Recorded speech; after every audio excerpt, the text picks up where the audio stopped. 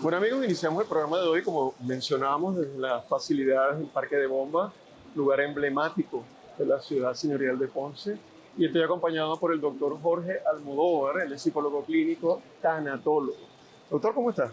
Encantadísimo de estar nuevamente en el programa y con todos los televidentes, Sí, sobre todo en una época como esta. correcto, doctor. Justamente iba a decir eso porque esta es una época de celebración, una época de alegría, de festejos, luces, pero la realidad es que no para todas las personas ocurre igual o experimentan estas mismas emociones, además de alegría solamente, sino también es como el momento de recordar a los que están ausentes, ¿no? Sobre todo aquellas personas que han fallecido.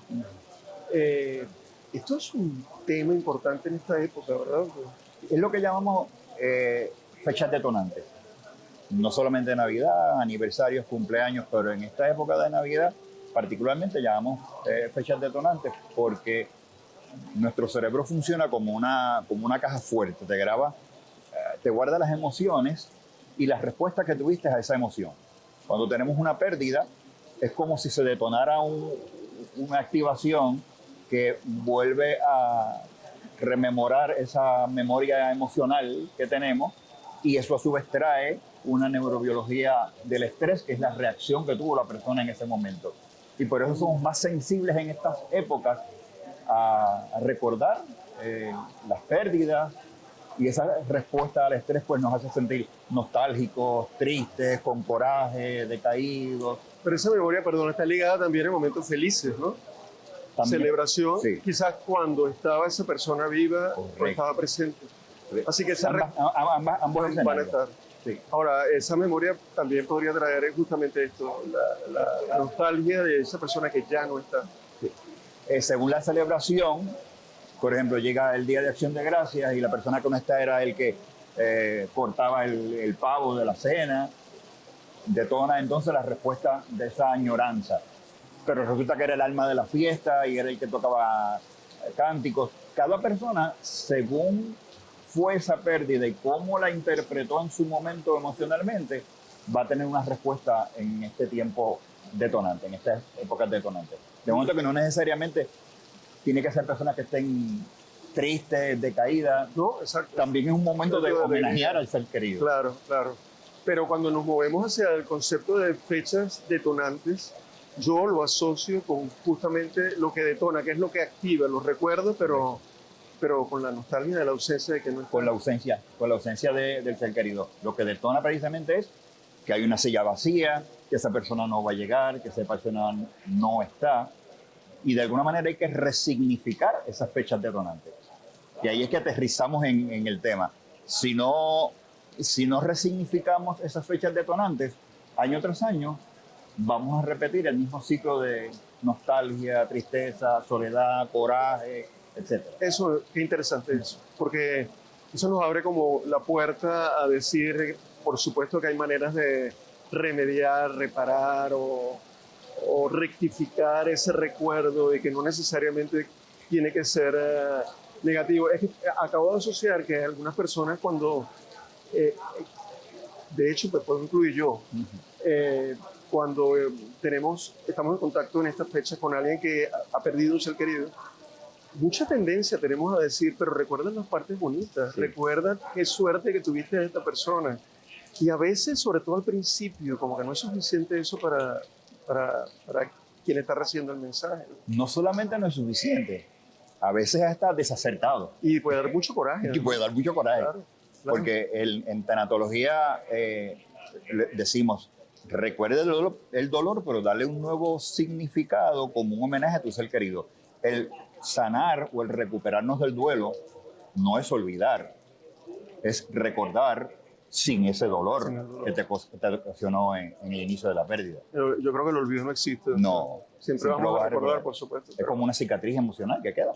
Es No correcto. puedo enajenarme de que eso ocurrió, que tuve esa pérdida. Correcto. Pero sí le puedo dar otro significado y vivirlo de otra manera. Yo me imagino que además el tiempo, porque no es lo mismo que uno pierda un ser querido hace 10 años a que lo pierda este mismo año y ahora esta es la primera Navidad, porque para muchas personas probablemente va a ser la primera Navidad, el primer año nuevo, las primeras fiestas sin ese ser querido. Así que me imagino que el tiempo también juega Sí, un rol aquí, un papel. definitivamente.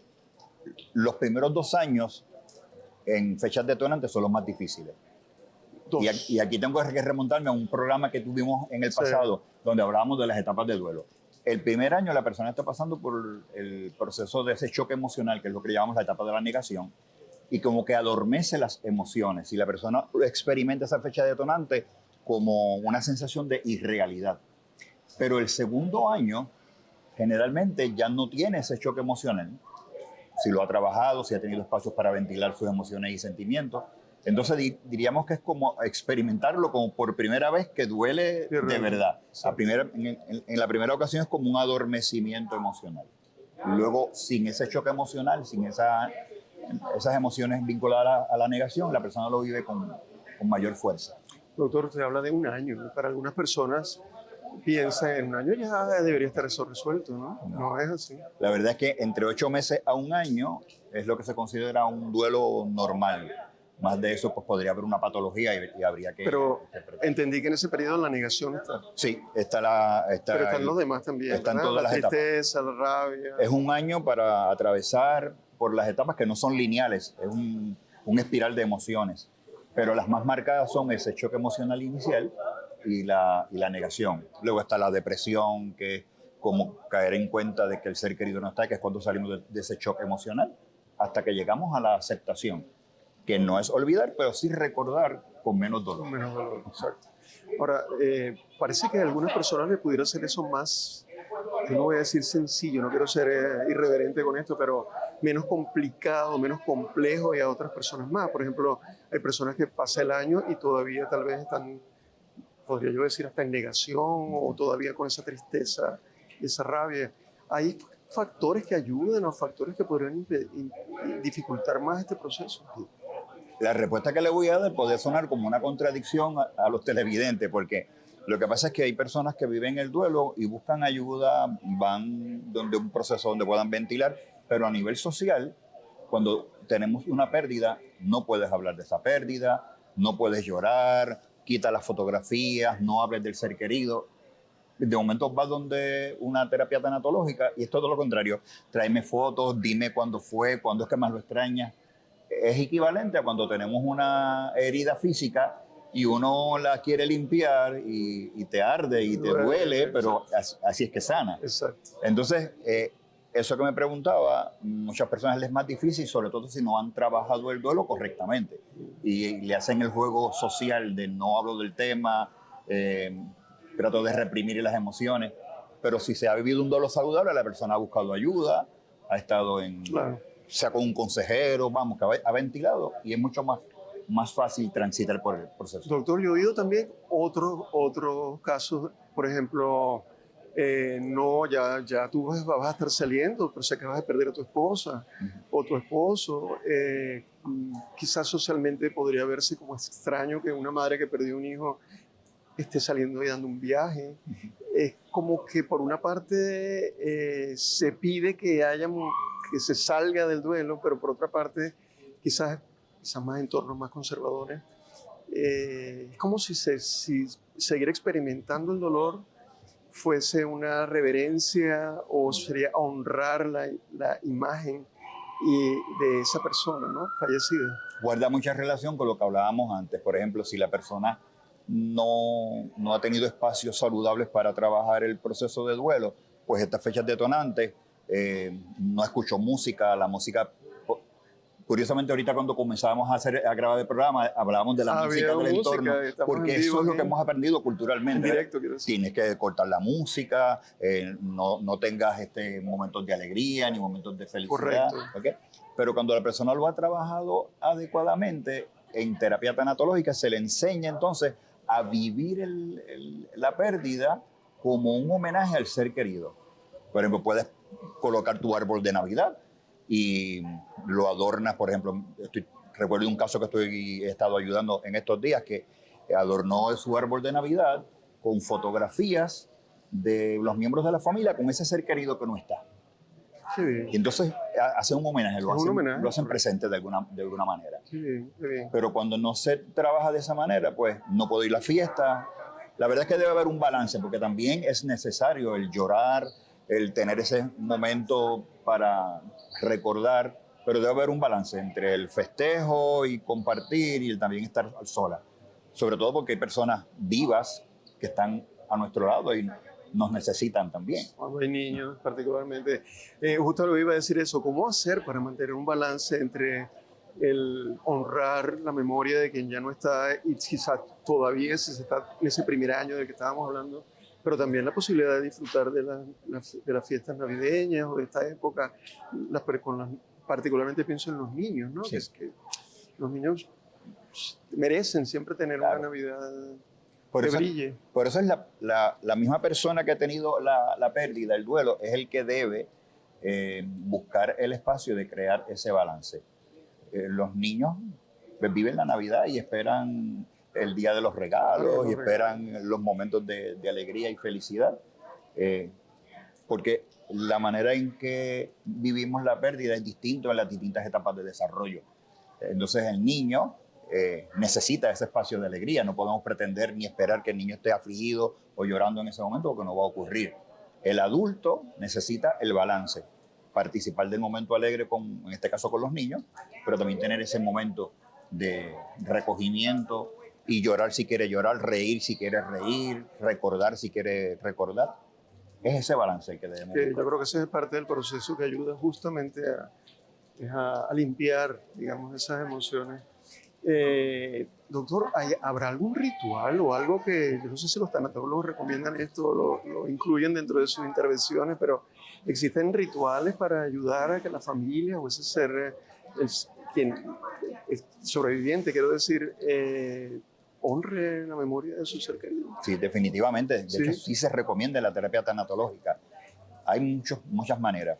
Yo usualmente a mis pacientes, cuando están en el proceso ya de la última fase del duelo, cuando han vivido proceso de duelo, les animo a preparar un cofre del recuerdo donde ponen esa foto, ese objeto que les recuerda al ser querido y que lo tengas en un lugar privilegiado. Pues un ritual homenaje es seleccionar un día y abrimos ese cajón y vamos a ver la foto, vamos a ver esos objetos en familia, en familia, y cada cual expresar qué recuerda, qué momento recuerda vinculado a eso que está viendo. Se hace también un diálogo familiar donde todos pueden sentarse y acordar que vamos a recordar momentos felices. ¿Qué haría papi en este momento de esta fiesta? Y nos reímos. ¿Qué comentario haría? Es tratar de ese ritual vaya más enfocado a evocar momentos de alegría. Entonces le damos un nuevo significado, porque la memoria emocional capta, va a registrar ese momento donde recordamos momentos de alegría y va... En memoria. Correcto. Que ya no está presente la persona, pero en memoria. En memoria. Y ahí se liga a un nuevo recuerdo. A un nuevo recuerdo, porque va desplazando, que fueron más momentos alegres, con toda probabilidad que momentos tristes y dolorosos. Entonces, bueno, va desplazando ese recuerdo doloroso, le va dando un nuevo significado, y a medida que van pasando otros momentos detonantes, la experiencia se vive de una manera distinta. Porque además es como que una memoria que se evoca y al evocarlo es como que está ocurriendo. Activa. Por eso le decía al principio que la memoria emocional y la neurobiología del estrés. Memoria emocional activa cómo te sentiste en ese momento. Cuando le doy un nuevo significado, pues la memoria emocional va a recordar un momento de compartir, un momento de recordar momentos de felicidad, de alegría, y voy trabajando esos recuerdos. Nos quedan como 4 minutos, pero los niños, ¿podemos dar estos 4 minutos para los niños? Me encantaría algo particular o especial, porque también habría que pensar en niños que por algunas circunstancias de vida han perdido a sus seres queridos, a veces padre, madre, que son pérdidas muy significativas, o los abuelitos, o un tío, etc. ¿Qué podemos hacer con los niños en esta época del año? Lo difícil a veces con los niños en procesos de duelo es que culturalmente no les enseñamos lo que es la muerte como el sentido que es irreversible. Correcto. Y se fue de viaje, se durmió, se perdió, papá Dios se lo llevó. Entonces, al igual que el adulto, debemos promover espacios en los niños para que ellos puedan expresarse. Pero antes de ese espacio, el niño tiene que saber lo que es el concepto de muerte, desde su realidad. ¿Okay? Y se le puede explicar con símbolos, la plantita que se seca y se muere, así abuelito se enfermó y sus órganos. dejaron de funcionar. Cuando el niño entiende el concepto de muerte, entonces estoy listo para en estas fechas detonantes ayudarle a que el niño pueda expresar sus emociones. Ya sabes que abuelito falleció, murió. ¿Qué quisieras decirle? Vamos a escribirle una carta, vamos a hacerle un dibujo, promover que el niño pueda vaciar sus emociones. Pero insisto, previamente el niño debe conocer lo que es el sentido de la muerte como un carácter irreversible, no va a regresar, porque se le va a ayudar a entonces expresar sabiendo que no va a verlo nuevamente. Pero mientras tenga un concepto erróneo, lo que hace, pues, si se perdió, vamos a buscarlo. Correcto. Si se fue, porque no regresa. O quizás hasta espere que esa cena de Navidad vaya a llegar al abuelito. Sí. Sí, ahora, esto se puede, ¿desde qué edades se puede comenzar a instaurar esto del concepto de la muerte? Porque me parece que cuando más pequeñito es más difícil, ¿verdad? Sí, es más difícil. Usualmente en niños en edad preescolar, ya entre 5 o 6 años, ya pueden comenzar a conocer esas etapas de desarrollo del ser humano y explicarle lo que es el proceso de muerte. Mientras más pequeño, el niño pues un bebé experimenta duelo, pero el duelo está asociado a la seguridad y el afecto, porque un bebé llora cuando papi o mami lo dejan al cuidado de otra persona, porque no tienen esa persona con seguridad, que le manifiesta seguridad y afecto. Mientras van creciendo es que están más preparados, y alrededor de los 4, 5, 6 años es que pueden comprender el concepto de la muerte con ese carácter de irreversible. Claro, y ya se puede recurrir a estos modelos particulares. Esto es clave, definitivamente. Entiendo entonces que el resto de lo que conversamos antes del ritual, ya un niño, vamos a decir, preparado para esa realidad de la muerte, puede incluirse, por supuesto, en medio de la familia. O sea, que esa caja la vamos a abrir junto con los niños. Sí, pero sugiero que haya dos momentos.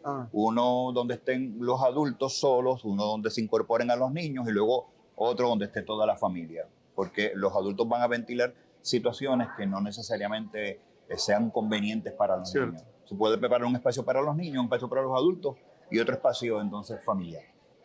Cierto.